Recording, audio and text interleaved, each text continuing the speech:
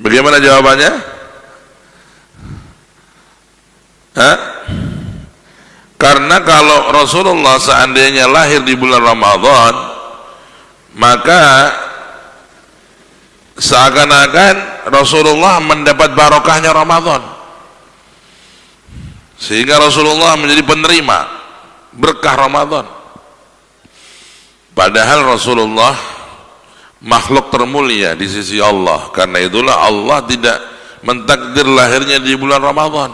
Beliau lahir di bulan biasa, Rabiul Awal. Tapi karena Rabiul Awal itu menjadi bulan lahirnya Nabi, menjadi bulan yang spesial dan istimewa. Allahumma shalli ala Muhammad.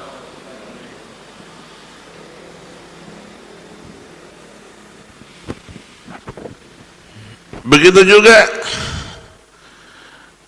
Allah mentakdir Rasulullah lahir bukan hari Jumat. Padahal hari Jumat hari yang dikenal mulia semenjak nabi-nabi terdahulu, semenjak zaman Nabi Adam alaihissalam, hari Jumat spesial. Semenjak Nabi Allah Ibrahim alaihissalam, hari Jumat spesial. Semenjak zaman Nabi Allah Musa, Nabi Allah Sulaiman, Nabi Allah Isa, Jumat hari mulia,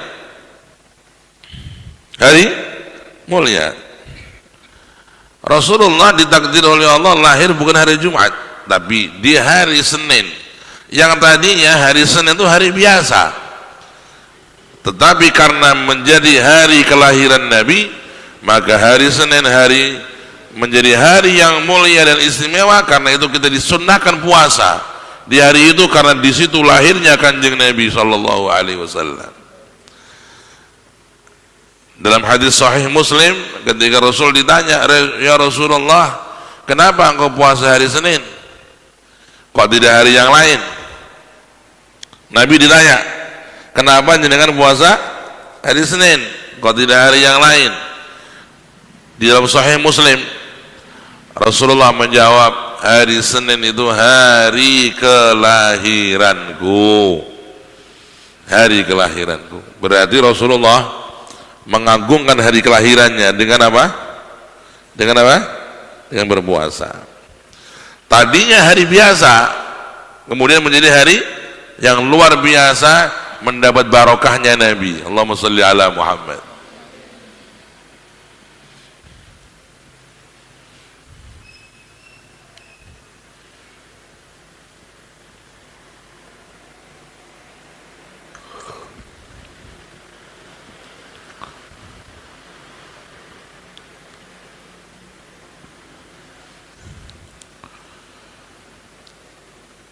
Dan dalam hadis yang diriwayatkan oleh Imam Sahih Muslim, Rasulullah dilahirkan di hari Senin dan Rasulullah berpuasa itu di hari Senin karena itu hari kelahiran beliau. Para ulama mengambil dalil jawaban Nabi tersebut bahwasanya memperingati hari lahir Nabi adalah percontohan pertama kali adalah dari Kanjeng Nabi sendiri. Maka orang yang tidak mau memperingati hari lahir Nabi, dia tidak berbahagia dengan lahirnya Nabi, dia tidak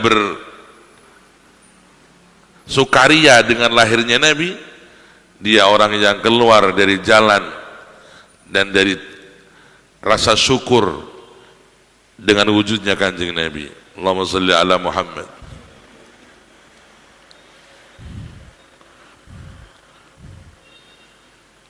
Rasulullah memperingati hari lahirnya dengan puasa. Rasulullah mensyukuri hari lahirnya dengan puasa. Kenapa kita sebagai umatnya tidak mau mensyukuri hari lahir beliau sallallahu alaihi wasallam? Padahal kita menerima segala kebaikan Islam dari jasa Nabi. Kita mengenal Islam dari jasanya Kanjeng Nabi. Kita mengenal iman, kita mengenal Al-Quran, kita mengenal ajaran-ajaran Islam yang sempurna ini tidak lain dari Kanjeng Nabi. Dan tidaklah mungkin wujud kenabian Nabi kalau tidak wujud kelahirannya. Karena itu kelahiran Rasulullah adalah suatu hal yang diperingati di seluruh dunia. Semua ulama, semua negara, kaum muslimin di seluruh dunia memperingati hari lahir Kanjeng Nabi sallallahu alaihi wasallam, dari ibu kota sampai ke kota-kota besar, sampai ke kota-kota kecil, sampai ke desa-desa, sampai ke pelosok-pelosok, sampai ke hutan-hutan. Mereka mengadakan maulid, memperingati hari lahir Nabi, bahagia dengan memperingati hari lahirnya Rasulullah sallallahu alaihi wasallam. Allahumma shalli ala Muhammad.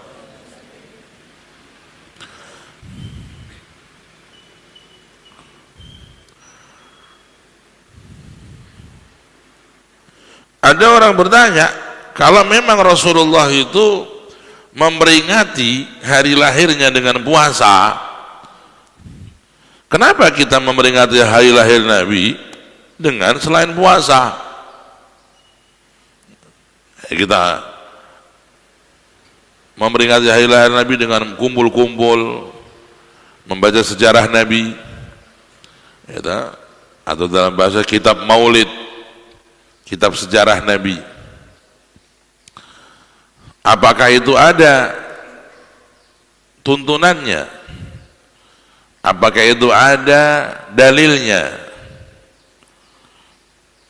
Dijawab oleh para ulama, sebenarnya mengadakan peringatan hari lahir Nabi dengan membaca sejarah Nabi itu sudah dilakukan oleh para sahabat. Para sahabat dahulu mereka sering duduk dan sering menceritakan Kanjeng Nabi, mengenang Kanjeng Nabi setelah wafatnya Nabi. Allahumma shalli ala Muhammad. Setelah Rasulullah sedo, sahabat-sahabat sering kumpul-kumpul. Ya mereka tidak membaca karena mereka hafal, mereka mengalami. Mereka saking cerita, kamu punya kenangan apa dengan Nabi? Oh, saya punya kenangan begini dengan Nabi. Sahabat yang lain menceritakan, wah saya punya kenangan begini dengan Kanjeng Nabi. Sehingga para sahabat saling menceritakan kenang-kenangannya dengan Kanjeng Nabi, pengalaman-pengalamannya dengan Kanjeng Nabi, kesan-kesan yang dia rasakan dengan Nabi.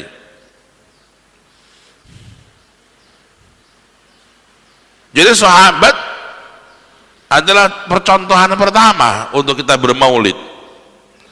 Maulid itu tidak lain adalah menceritakan Nabi, menceritakan hari kelahirannya, menceritakan akhlaknya, menceritakan sifatnya, menceritakan budi pekertinya yang luhur dan sifatnya yang mulia, menceritakan nasabnya, menceritakan ibundanya, menceritakan ayahandanya, menceritakan pamannya, ibundanya bernama Siti Aminatu bintu Wahbin, ayahanda Nabi namanya siapa? Sayyid Abdullah bin Abdul Muttalib. Sayyid Abdullah bin Abdul Muttalib menceritakan tentang Nabi. Kalau Allah aja senang nyebut Nabi, kenapa kita enggak senang? Ceritakan tentang Nabi. Allahumma shalli ala Muhammad. Kalau zaman dulu anak-anak kecil udah hafal tuh, bahasa Jawa. Gusti Kanjeng Nabi lahire ana ing Mekah dinane Senin 12 Maulud taun gajah, ingkang ibu asmani Siti Aminah ingkang rama asmani Sayyid Abdullah Allah Muhammad Rabbi salli wa sallim Allahumma salli ala Muhammad ya Rabbi salli alaihi sallu ala Nabi Muhammad.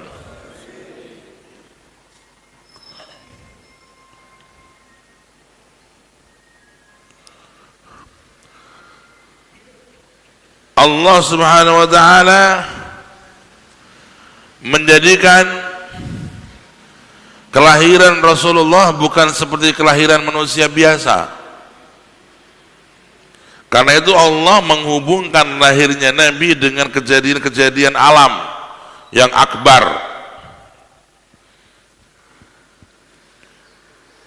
Apa itu kejadian-kejadian akbar di alam semesta ini, di jagat raya ini, yang menjadi pembuka lahirnya Rasulullah, sebagai pengantar dari lahirnya Rasulullah? Minimal ada 3 kejadian. Pertama, hancurnya Abraha. Abraha adalah raja superpower di saat itu. Ya kalau bahasa kita sekarang ya Donald Trump.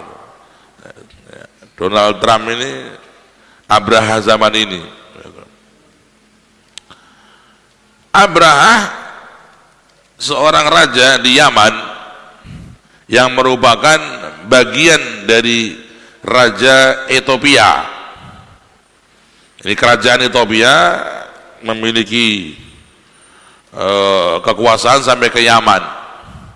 Raja Abraha salah satu raja yang berafiliasi dengan Raja Ethiopia di saat itu. Tapi kekuatan Abraha itu melebihi kekuatan kerajaan-kerajaan yang lain, karena dia dikenal dengan pasukan gajahnya. Ya kalau sekarang seperti negara-negara adidaya itu yang punya nuklir, ya, yang digunakan untuk mengancam negara lain. Abraha dengan kesombongannya datang ke Mekah, ingin menghancurkan Ka'bah,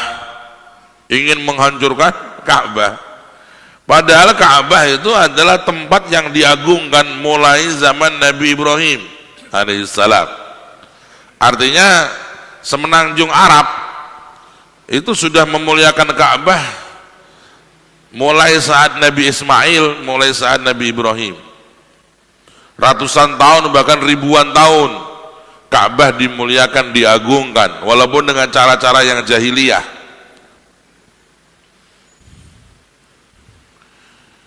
Abraha pada awalnya dia iri dengan Ka'bah, dengan Mekah.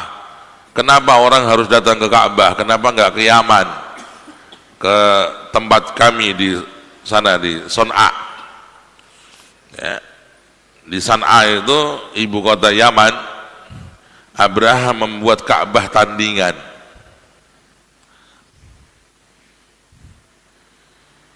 Dibikin dengan bentuk yang sama atau mungkin lebih bagus daripada Ka'bah yang di Mekah. Kemudian dia mengirim surat dan kabar kepada penghuni Yaman, kalau kalian kepingin memuliakan Ka'bah, nggak usah ke Mekah.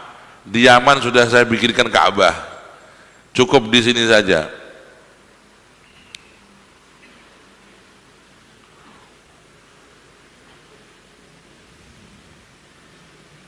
Apa yang dia inginkan rupa-rupanya tidak mendapat respon.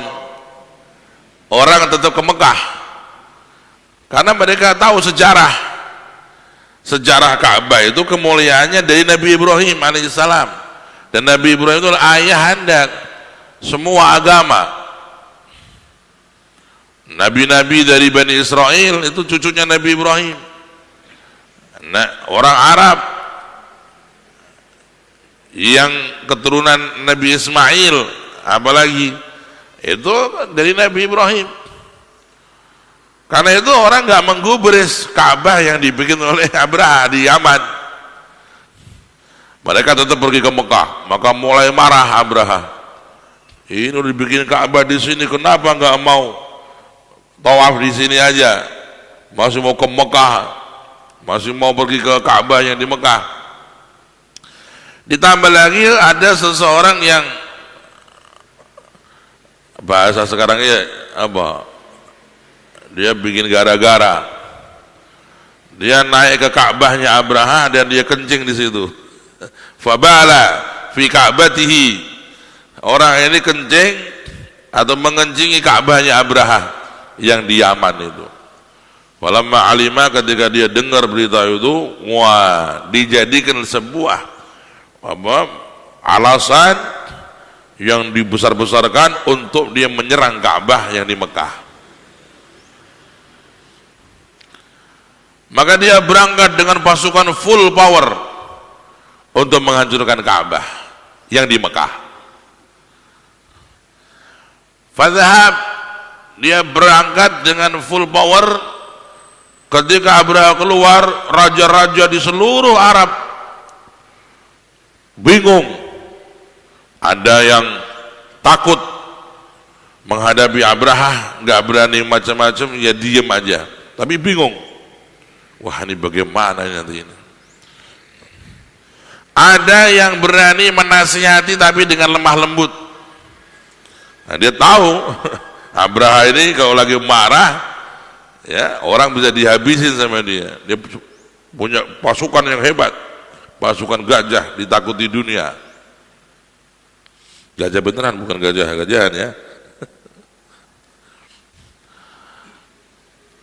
Ada yang mengirimi surat nasihat yang semuanya itu ditolak oleh Abraha. Diingatkan, wahai Abraha, Ka'bah yang di Mekah adalah simbol kebesaran Allah mulai zaman Nabi Ibrahim. Janganlah engkau berani-berani untuk menghancurkannya atau merusaknya. Surat-surat tidak digubris. Beberapa pemimpin menemui beliau di jalan, di beberapa suku ada beberapa orang kasih nasihat, tapi dia menolak dengan keras. Saya akan tetap menghancurkan Ka'bah di Mekah. Terus berjalan dari Yaman, suku demi suku dilewati, dan berita keluarnya Abraha dari Yaman menuju Ka'bah ini menjadi berita internasional saat itu. Karena posisi dia sebagai raja terkuat, menjadi pusat perhatian dunia. Seperti sekarang kita ini kan sekarang sebagai pendengar kan, sebagai penonton. Kita menonton nih Amerika sama Rusia gimana, kalau Amerika ngapain, ya, kemarin Israel dengan kebiadabannya ngebom Qatar, nggak ada angin, nggak ada hujan, ngebom Qatar. Emang orang-orang terlaknat Israel kok di Yahudi. Donald Trump bilang itu di luar tanggung jawab kami dan di luar tanggung jawab negara Israel. Itu adalah kebodohannya setan Yahu. Kebodohannya setan Yahu. Jadi Abraha ketika keluar dari Yaman akan menyerang Ka'bah menjadi berita internasional. Sampai terdengar, bahkan kisah Raja Abraha itu ditulis oleh sejarah-sejarah dari Roma, dari Romawi. Buku-buku kuno Romawi mengkisahkan juga, meriwayatkan juga kisah kejadian Abraha yang ingin menyerang Ka'bah.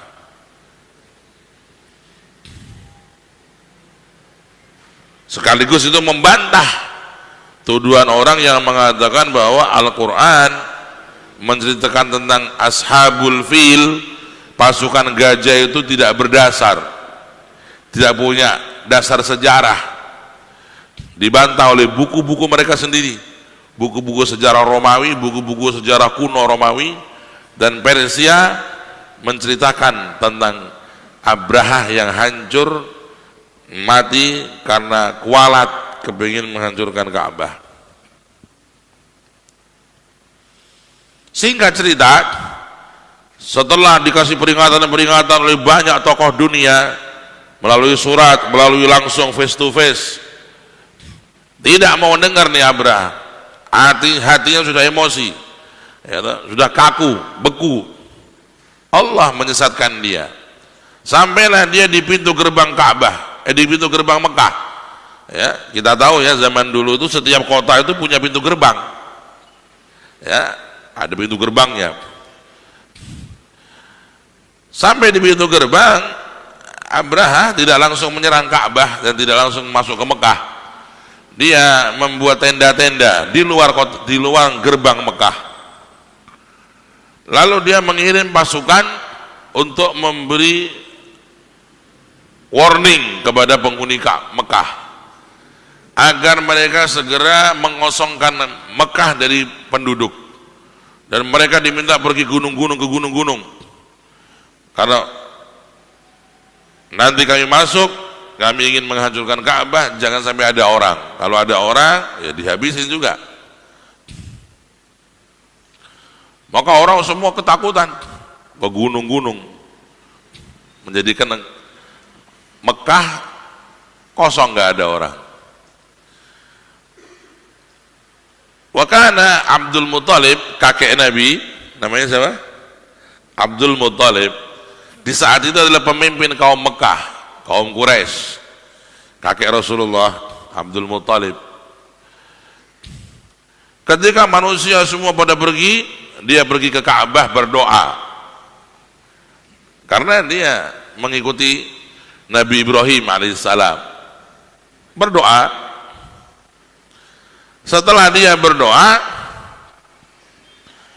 dia mendapat berita bahwa ontanya Abdul Muthalib, ada 100 onta, itu dijarah oleh pasukannya Abraha. Dia punya 100 onta, ontanya Abdul Muthalib dijarah oleh pasukannya Abraha. Maka Abdul Muthalib datang ke Abraha, menemui Abraha. Ketika dikatakan kepada Abraha, wahai raja, telah datang pemimpin Quraisy, Abdul Muthalib ingin menemuimu. Maka Abraha kaget, pemimpin Quraisy akan menemui saya, suruh masuk. Ketika masuk dengan wibawanya Abdul Muthalib, dengan kewibawaan beliau, Abraha tertarik dan tertegun dengan kewibawaan Abdul Muthalib, menyambut dengan baik. Setelah itu dipersilakan duduk. Langsung singkat Abdul Muthalib berkata, wahai Abraha, saya datang ke sini bukan untuk negosiasi, bukan untuk membahas tentang rencanamu menghancurkan Ka'bah, tapi saya kepingin bahas onta saya. Kata Abraha, ontamu kenapa? Onta saya ada 100 onta dijarah oleh anak buahmu, oleh pasukanmu, itu milik saya. Di saat dia mengatakan itu, Abraha tertawa terbahak-bahak seperti mengejek Abdul Muthalib, tertawa seakan-akan meremehkan Abdul Muthalib. Hai Abdul Muthalib, ketika engkau masuk ke ruanganku ini, aku sangat segan kepadamu, karena engkau orang yang berwibawa. Tapi setelah mendengar ucapanmu, aku tidak segan lagi kepadamu. Kata Abdul Muthalib, kenapa? Bagaimana mungkin seorang pemimpin yang memimpin suatu negeri, dia tahu negerinya akan diserang, dia tahu negerinya akan dihancurkan, bukannya datang ke sini nego tentang hal itu, malah bahas onta. Berarti kan itu egoisme. Maksudnya kok ke sini bahas tentang rencanaku menghancurkan Ka'bah itu kau bahas, kau nego dengan saya. Kenapa kau malah bahas onta? Hah? Logikanya Abraham masuk gak? Masuk gak? Masuk. Tapi Abdul Muthalib punya jawaban. Hai Abraham, saya pemilik onta itu, maka saya punya hak untuk membahas onta itu. Wong dijarah oleh anak-anak buahmu. Kalau Ka'bah itu bukan milik saya, dia miliknya Allah. Kalau kamu macam-macam dengan Ka'bah, kamu urusan dengan Allah. Faghadib. Abraham marah besar, Abdul Muthalib diusir, pergi. Ontanya nggak dikasihin, Abraham marah besar. Tapi Abdul Muthalib sudah memberikan masukan satu nasihat. Onta itu milik saya punya hak untuk membahas onta itu. Dijarah oleh anak-anak buahmu, saya bahas, itu hak saya dan itu milik saya. Kalau Ka'bah itu bukan milik saya, Ka'bah miliknya Allah. Kalau kau macam-macam dengan Ka'bah, urusanmu dengan Allah, pemiliknya.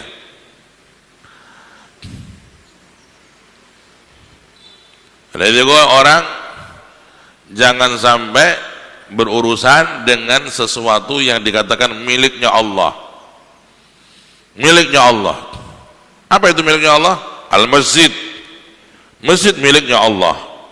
Maka jangan sampai kita itu berbuat zalim kepada masjid, ya, seperti merasa memiliki masjid, ya, itu bisa berbahaya, ya, seperti mengotori, menajisi masjid, seperti zalim kepada keuangan masjid, bisa berdampak negatif, karena ini rumahnya Allah, menjadi miliknya Allah, al-masjid. Qala ta'ala wa annal masajida lillahi fala tad'u ma'allahi ahada. Dan sesungguhnya masjid itu adalah miliknya Allah. Masjid milik Allah. Masjid tidak bisa dikatakan ini milik fulan, milik fulan, milik fulan. Miliknya Pak ini, miliknya Pak ini masjidnya Pak fulan, Pak fulan. Gak bisa. Dan masjid itu harus menjadi wakaf. Tidak ada masjid pribadi, tidak ada. Ya, yang namanya masjid maka menjadi wakaf secara otomatis. Kalau orang mengatakan ini masjid, sara waqfan, langsung jadi wakaf. Tidak bisa dikatakan masjid pribadi atau masjid kelompok tertentu atau partai tertentu, masjid partai ini masjid partai itu, nanti lama-lama setiap partai punya masjid. Nah, masjid milik Allah. Siapapun yang bangun, ya, latar belakangnya, partainya, namanya, sukunya, kampungnya, dia ketika dijadikan masjid untuk orang umum sholat, langsung jadi wakaf lillahi ta'ala, menjadi wakaf kepada untuk Allah, milik Allah.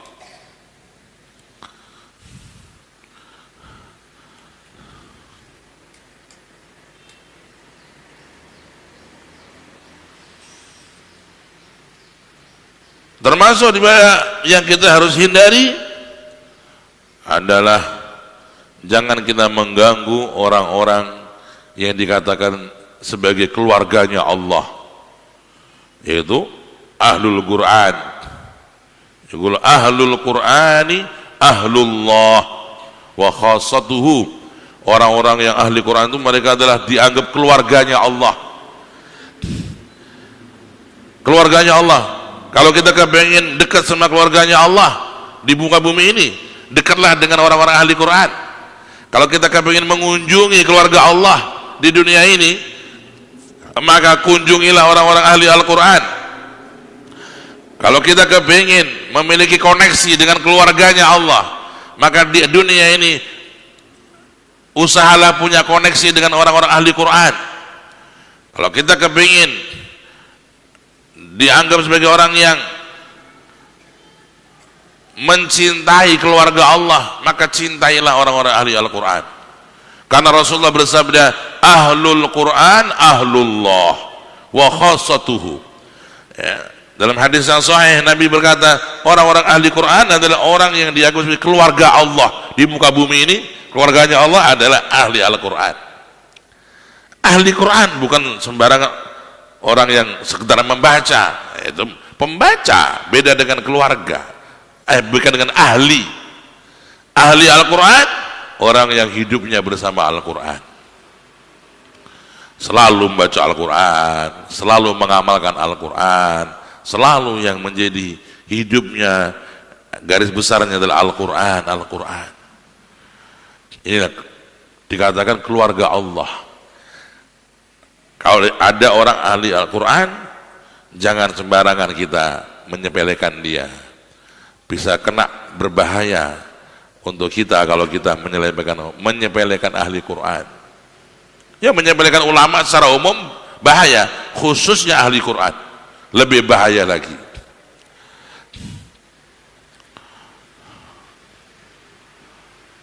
Termasuk orang yang dikatakan sebagai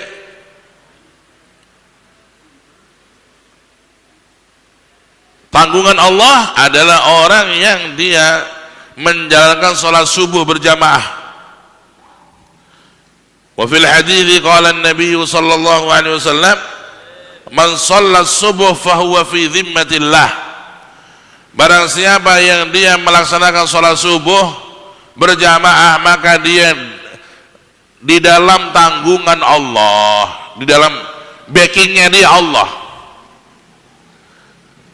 Kalau ada orang yang sholat subuh jamaah, jangan kita ganggu, karena dia itu yang backingin siapa? Allah. Hadis sahih.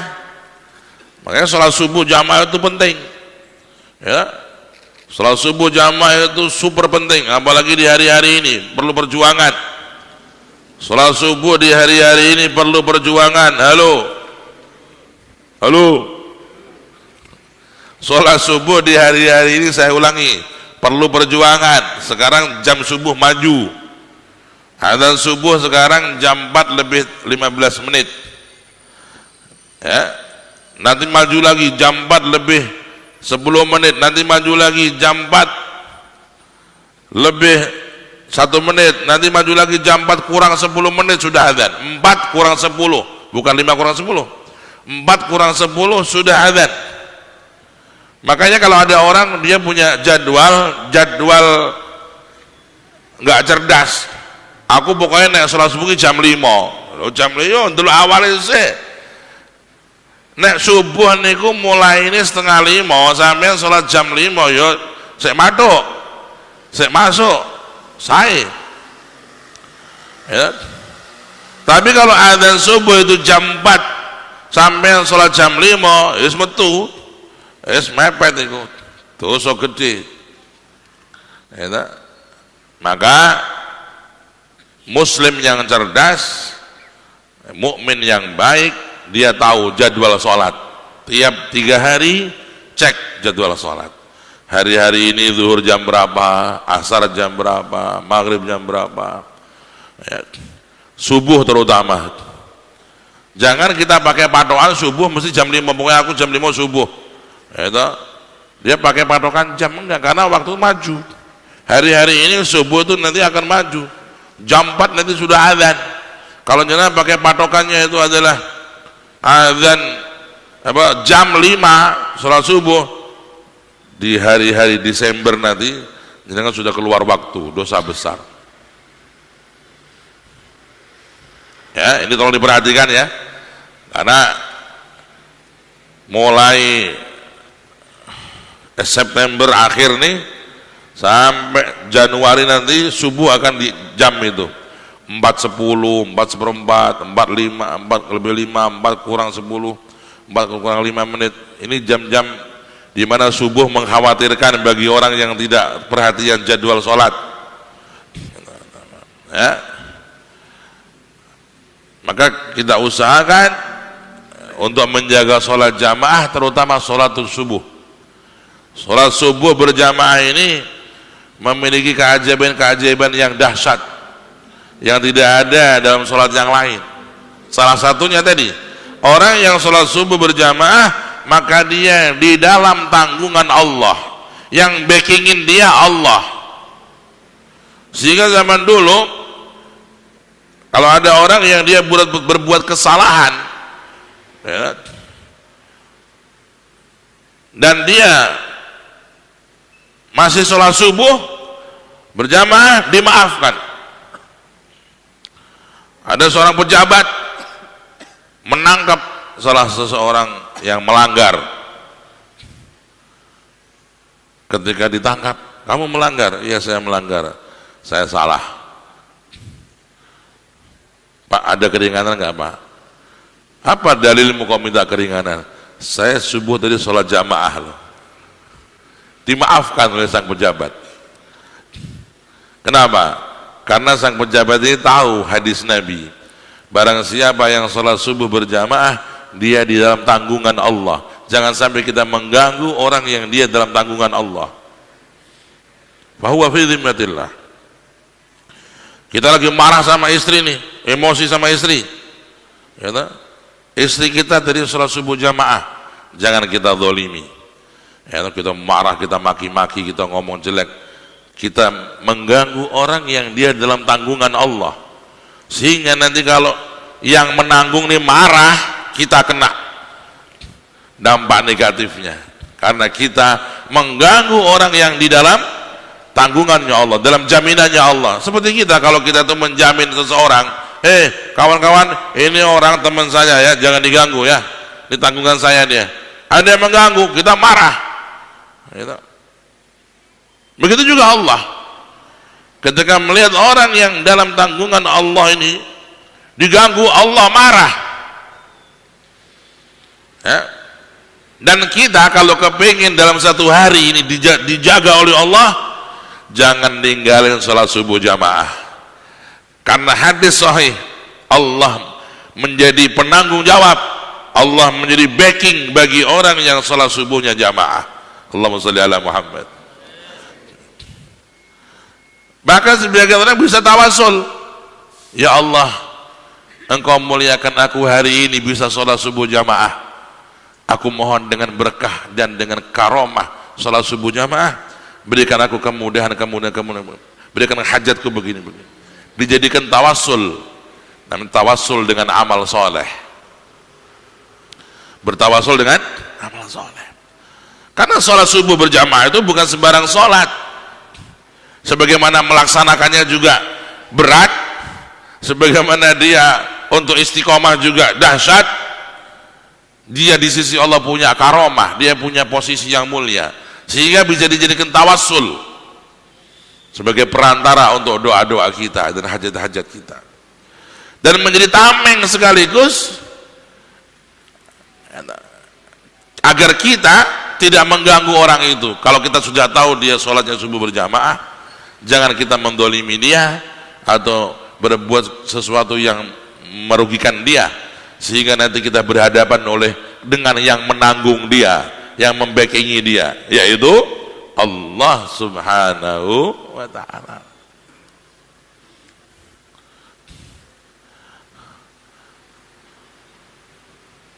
Kembali kepada Abraha diberi peringatan oleh Abdul Muthalib, Abraha, onta ini milikku, aku kesini memang bahas onta, aku nggak bahas Ka'bah. Kenapa? Karena onta ini milikku, aku punya hak untuk membahas onta yang dirampas oleh anak buahmu. Kalau aku bahas Ka'bah, yo dudu wonge, Ka'bah ono sing duwe Gusti Allah. Nek awakmu arep ganggu Ka'bah, yo awakmu kok ngadepi Gusti Allah. Marah Abraha, langsung dia mulai melancarkan serangan ke Ka'bah, dan semua gajah-gajah diminta untuk dipersiapkan. Ketika pasukan sudah mulai melangkah untuk menuju Ka'bah, dia berkata, maju, serang. Di situ terjadi peringatan pertama dari Allah. Semua gajah tidak mau melangkah, Semua gajah mogok. Pernah dengar nggak gajah mogok? Gajah mogok. Ya tahu gajah mogok? Gajah mogok itu adanya gajah duduk. Dia duduk terus, cap sarung. Gajah duduk. Ya, itu gajah itu saya kira jadi merek sarung ono merek sarung gajah duduk, ono merek sarung gajah berdiri, ono gajah sing tak anteni iki gajah turu. Nah.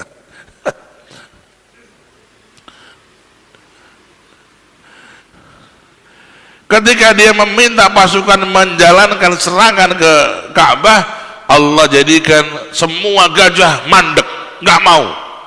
Padahal itu gajah terlatih, bukan gajah liar, terlatih untuk perang, terlatih untuk menghindari serangan. Dia nggak mau berjalan menuju ke Ka'bah, ke Mekah nggak mau. Wah. Tapi kalau disuruh balik ke arah Yaman, langsung gerak. Jajal, mundur ke Yaman, wush, langsung, waduh, stop, mandek, maju ke Ka'bah, menang.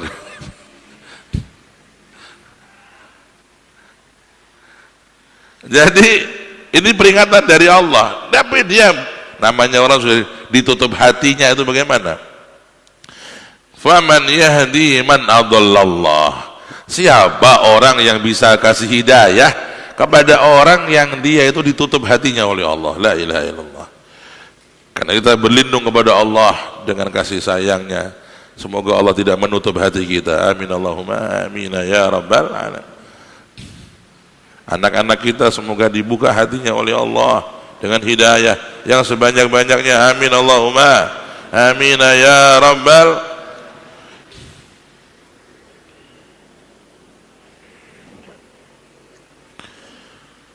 Ketika sudah mendapat peringatan pertama dan Abraham masih tetap ngotot untuk menyerang Ka'bah, serang, maju, nggak mau maju.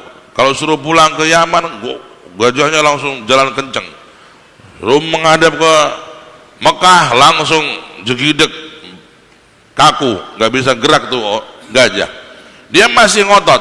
Allah kirim peringatan kedua, yaitu burung-burung datang. Namanya burung ababil yang disebut dalam Al-Quran. Dan setiap burung membawa 3 batu. Membawa 3 batu. Di apa namanya? Parung. Parungnya 1, di kaki kanan kirinya 1-1. Berarti 3 batu.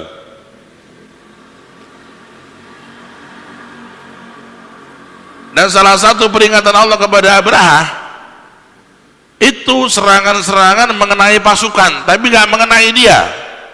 Dia nggak kena. Yang diserang oleh burung itu pasukannya. Pasukannya mati. Sak wonge, sak untone, sak lemahe sisan. Itu sampai bekas kehancurannya Ashabul Fil itu atau pasukan gajah itu di sana ada bekasnya. Hangus orangnya, gajahnya, dan tanahnya. Ya. Allah hancurkan. Dia masih dibiarkan oleh Allah. Siapa tahu sadar. Tapi apa mau dikata? Orang yang sudah sesat dan dia menutup dirinya dari hidayah, maka disesatkan oleh Allah. Na'udzubillah. Sebagaimana Allah menggambarkan dalam Al-Quran, au kadzulumatin fi bahrin lujiyyin yaghshahu mawjun min fawqi mawjun min fawqi sahab zulumat ba'duha fawqa ba'd idza akhraja yadahu lam yakad yaraha faman lam yaj'alillahu lahu nuran fama lahu min nur.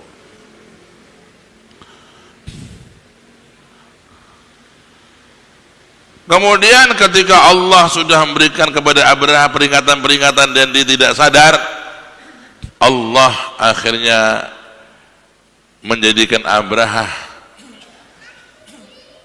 badannya dikirim oleh Allah penyakit meritili sidik-sidik. Ya, pertama kali jarinya meritili. Sampai sedikit-sedikit meritili sedikit-sedikit. Ya. Jadi bukan langsung mati. Ya. Allah mentakdir bagi dia suatu siksa di dunia sebelum siksa berat di akhiratnya, itu badannya itu terpotong-potong meritili. Meritili bahasa Indonesia ini apa toh? Terpotong-potong ora iso. Ora Indonesia ora ono gitu iki.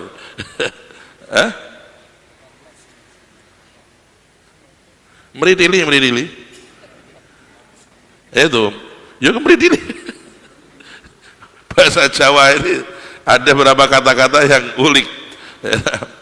Jadi badannya Ibrahim itu meritili dari sedikit-sedikit jatuh rontok sehingga dia merasa sakit yang dahsyat, sakit yang luar biasa akibat kezalimannya sendiri, akibat perbuatannya sendiri. Itu fangzuru kaifa kana akibatul adz-dzalimin. Lihatlah bagaimana ending orang-orang yang zalim. Abrahah mati dengan mengenaskan. Fangzuru kaifa kana akibatul mukadzibin. Lihatlah endingnya orang-orang yang membohongkan ayat-ayat Allah. Fir'aun mati terhinakan, menjadi tontonan sepanjang zaman. Kalau mau lihat orang yang zalim, super zalim, ke Kairo, di mana? Di museum Fir'aun, meringis, menjadi tontonan dunia. Fanzuru kaifa kana aqibatul mujrimin. Kadzalika nazzil qaumal mujrimin. Lihat bagaimana Allah memberikan ending-ending yang terhinakan bagi orang-orang yang berbuat kejahatan di muka bumi ini. Dengan kesombongannya. Lihat bagaimana matinya Namrud mati, Allah kirim semut yang masuk ke kepalanya dia. Tiap hari dia teriak-teriak. Wakilah sampai minta dipukul pakai palu.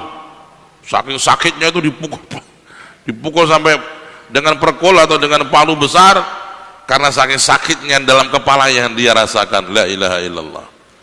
Allah kalau sudah mengadab maka mengerikan, ya. Karena itu kita selalu berlindung kepada Allah dari azabnya Allah. Amin Allahumma amin ya rabbal alamin. Di antara doa Nabi yang perlu kita baca tiap hari apa?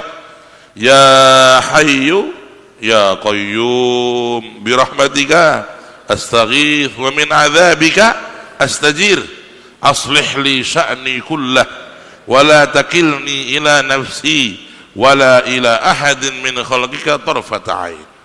Jangan sampai ketinggalan dengan baca doa ini. Nabi mengajarkannya kepada putri tersayang Fatimah Zahra.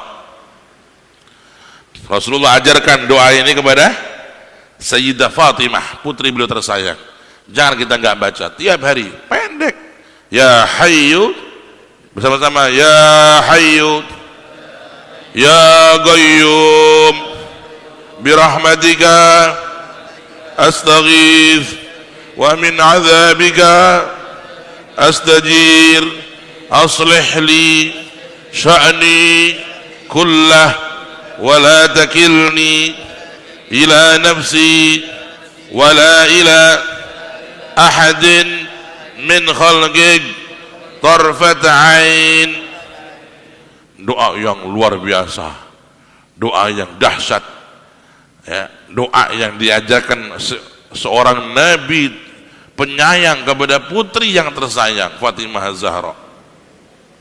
Sayang, 1000 sayang kalau kita enggak membacanya, ya. Maka ajarkan anak putri kita, anak-anak laki-laki kita, istri kita dan diri kita untuk melaziminya, membacanya. Karena ini doa yang luar biasa dari Kanjeng Nabi untuk minta perlindungan dari azabnya Allah, dari siksanya Allah, memohon dari Allah kebaikan segala urusan, dan memohon dari Allah dengan mengemis kasih sayangnya Allah. Tidak ada cara untuk mendapatkan kebaikan Allah melebihi dengan menguatkan rasa ngemis kepada kasih sayang Allah. Ketika kita berdoa ya, dengan kita menyombongkan amal kita, maka nggak ada apa-apanya amal kita di sisi dosa-dosa kita. Kalau kita berdoa menyombongkan ibadah kita hakikatnya nggak ada apa-apanya, nggak ada wujudnya dibanding kesalahan-kesalahan kita dan dosa-dosa kita. Karena itu kalau kita ingin berdoa kepada Allah, katakan birahmatika astaghith, aku mohon kepadamu pertolongan ya Allah dengan kasih sayangmu. Karena kasih sayang Allah itulah yang mampu mencakup semua kita. Dosa-dosa kita akan tertutupi dengan kasih sayang Allah. Kekurangan-kekurangan kita dalam ibadah akan tertutupi dengan kasih sayang Allah. Dan aib-aib kita akan tereliminir dengan kasih sayang Allah. Maka doa ini luar biasa. Memohonlah kepada Allah dengan mengemis kasih sayangnya, maka Allah akan mengijabah doa-doa kita. Amin Allahumma amin ya rabbal alamin. Bapak Ibu rahimakumullah, jadi tragedi hancurnya Abraha menjadi berita dunia saat itu, menjadi berita internasional saat itu. Maka berita matinya Abraha ini sampai ke Ethiopia, sampai ke Romawi, sampai ke Persia. Mereka bertanya-tanya, kok bisa Abraha mati mengenaskan? Oh, dia kualat sama Ka'bah, dia kualat dengan petilasan Nabi Ibrahim, ya, kualat dengan syiar-syiar agama Nabi Ibrahim alaihissalam.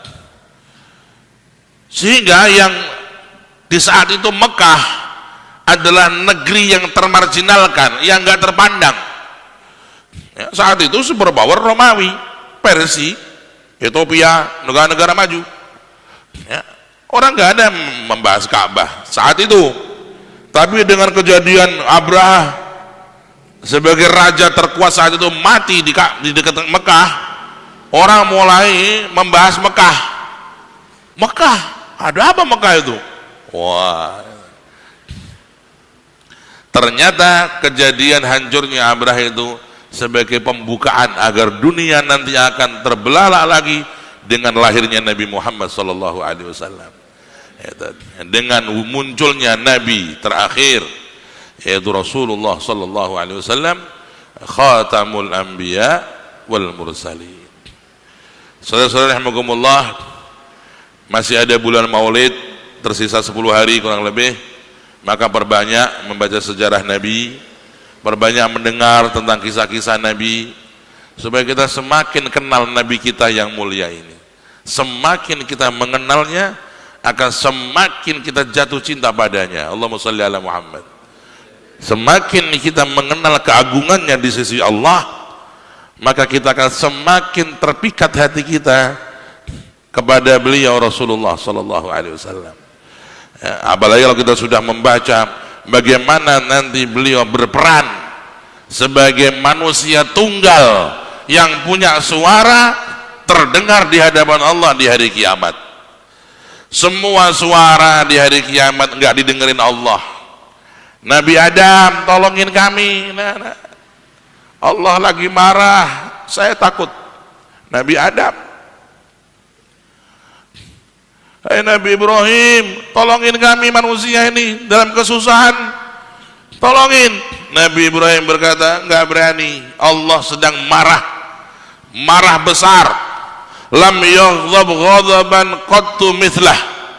Allah sedang marah dengan marah yang tidak pernah marah semacam ini. Fa yakhaful anbiya. Nabi-nabi takut semua untuk bicara dengan Allah, meminta waktu untuk menyampaikan sesuatu, takut.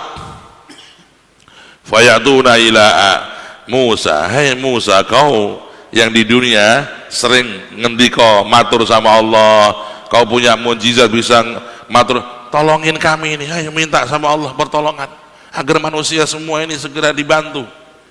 Nah, dan itu adalah season sebelum hisab, ketika manusia dikumpulkan dalam mahsyar,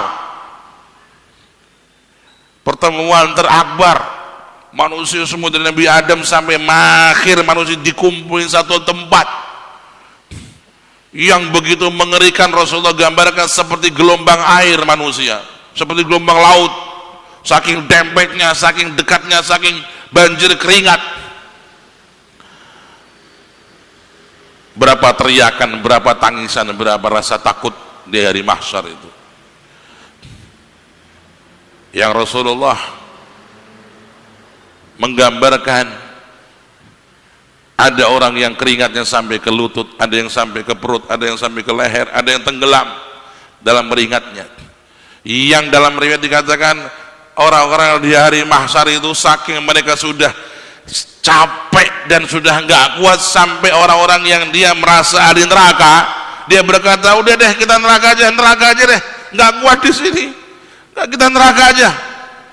Saking mereka enggak kuat di mahsyar, orang-orang yang merasa di ahli neraka, dia kepingin cepat ke neraka.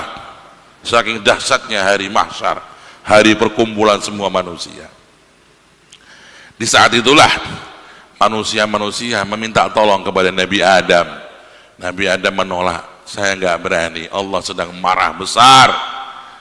Fayatuna ila Ibrahim, datang kepada Nabi Ibrahim, wahai Ibrahim, engkau ayah para nabi, engkau Al-Khalil yang tercinta, menghadaplah kepada Allah. Ini manusia, bagaimana solusinya ini manusia ini? Saya takut kepada Allah. Nabi Ibrahim enggak berani. Fayatuna ila Musa wa Isa, Nabi Musa Al-Kalim Ruhullah, Nabi Isa Ruhullah, enggak berani semua. Mereka semua berkata, nafsi, nafsi, saya sendiri ini khawatir diri saya. Nafsi, nafsi, aku mikir awakku, aku mikir awakku. Hadis yang panjang dalam Sahih Al-Bukhari diceritakan oleh Rasulullah, nanti kejadian seperti apa itu. Di saat itu semuanya nggak ada yang berani matur kepada Allah, semuanya takut karena Allah marah besar di saat itu. Ketika mereka sudah kehabisan semua pintu, mereka hanya menemukan manusia satu, Nabi Muhammad SAW. Fayatuna ila Muhammad, maka mereka datang kepada Nabi Muhammad. Fayaqulu, maka Rasulullah berkata kepada mereka, ana laha, hai para nabi, hai orang-orang soleh, hai para wali-wali Allah, semua kalian takut, semua kalian gak berani, saya yang akan menghadap kepada Allah. Dengan bangganya, Allahumma sholli ala Muhammad, ana laha, saya yang akan menghadap kepada Allah. Ya, karena dia tahu, beliau tercinta di sisi Allah. Allahumma sholli ala Muhammad. Beliau faham, beliau makhluk termulia di hadapan Allah. Allahumma sholli ala Muhammad. Fayaqulu ana laha, saya yang akan menghadap Allah, saya yang akan matur kepada Allah. Fayati tahtal arsy, lalu Rasulullah di bawah arsy Allah. Fayasjudu sajdatan, Rasulullah kemudian sujud kepada Allah Ta'ala. Fayulhimuhullahul mahamid kullaha, lalu Allah mengilhamkan kepada Rasulnya yang sujud tadi pujian-pujian yang lengkap, pujian-pujian yang hebat, memuji Allah, memuji Allah. Setelah sujud kepada Allah dengan sujud yang indah dan memuji Allah dengan pujian-pujian yang indah, maka Allah berkata kepada Kanjeng Nabi Muhammad sallallahu alaihi wasallam, ya Muhammad, irfa' ra'sak wasal tu'ta wasfa' tushaffa'. Inilah kalimat yang tidak akan terucap kecuali untuk Rasulullah. Hai Muhammad, cukup sujudmu, cukup, angkat kepalamu, angkat kepalamu, minta yang kau mau akan aku beri, dan tolonglah siapa yang ingin kau tolong. Begitulah kemuliaan Nabi Muhammad sallallahu alaihi wasallam. Ayyuhal ikhwan, jangan putus kabel dengan Rasulullah, kuatkan kabel kita dengan beliau. Jangan kita jauh dari Rasulullah, dekatkan diri kita dengan beliau. Ayo kita kuatkan hubungan kita dengan Rasulullah melalui menjaga agama Rasulullah, jaga salat yang diwasiatkan Rasulullah di akhir-akhir hidup beliau dengan baik, dan jaga niat-niat kita. Jangan pernah kita punya niat yang buruk, niatkan yang baik-baik. Walaupun kita belum bisa melaksanakan, niatkan yang baik. Jangan pernah berniat yang buruk, karena orang yang berniat yang buruk orang yang tidak disenangi Rasulullah sallallahu alaihi wasallam. Saudaraku, kuatkan hubungan dengan Rasulullah melalui salawat kita kepada beliau. Kuatkan hubungan kita dengan Rasulullah dengan semakin mengenal beliau, sehingga kita punya rasa rindu, kangen, kepingin ketemu beliau. Allahumma shalli ala Muhammad. Dan kuatkan hubungan kita dengan beliau dengan mengajak orang bersolawat. Rasulullah paling senang kalau orang yang bersolawat sendiri saja itu mendapat kemuliaan. Bagaimana kalau kita mengajak orang bersolawat? Ya, walaupun di rumah kita bikin selamatan, saya mau bikin selamatan 10 orang ya, yuk kita solawatan. Saya kepingin ngumpulin orang walaupun 10 orang, solawatan, bersyukur dengan lahirnya Rasulullah, bikin maulidan kecil-kecilan ya. Mungkin gak punya apa-apa, air putih atau mungkin sederhana ya. Kalau kita punya, berikan yang terbaik untuk tamu-tamu Rasulullah. Kalau kita gak punya, ya jangan maksakan diri ya. Jangan maksakan diri. Allah gak senang kepada orang memaksakan diri. Tapi kalau punya, bikin selamatan. Orang kampung aja kalau maulidan ingkung siji metu ya. Kemarin saya diundang maulidan 40 ingkung. Masya Allah, kiai ini kon makan, melemu ya. Jadi insya Allah masih ada bulan maulid, perbanyak sholawat, banyak membaca sejarah Nabi, kehebatan Nabi, kemuliaan Nabi ya, dan hidupkan sunnah-sunnah Nabi, wasiat-wasiat Nabi dalam diri kita, keluarga kita. Ajak untuk memuliakan Rasulullah dan sunnah-sunnah Rasulullah, ajaran Rasulullah, dan ajak orang untuk bersolawat kepada beliau. Maka itu semua menjadi kabel dengan beliau di dunia sampai ke akhirat nanti. Amin Allahumma amin ya rabbal. Salatullah salamullah ala taha rasulillah. Salatullah ala yasin billah